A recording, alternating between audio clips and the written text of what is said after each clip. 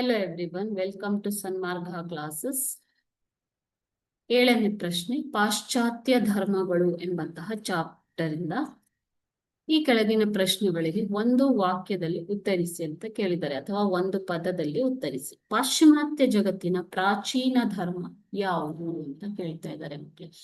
ಪಾಶ್ಚಿಮಾತ್ಯ ಜಗತ್ತಿನ ಅತಿ ಪ್ರಾಚೀನ ಧರ್ಮ ಅಂತಂದ್ರೆ ಅದು ಯಹೂದಿ ಧರ್ಮ. ಓಕೆನಾ?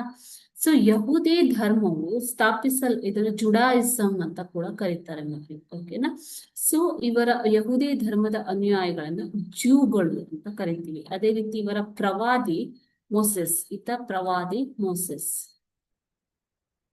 ಓಕೆ, ಸೊ ಇವರ ಮೂಲ ಪುರುಷ ಯಾರು? ಅಬ್ರಹಾಂ.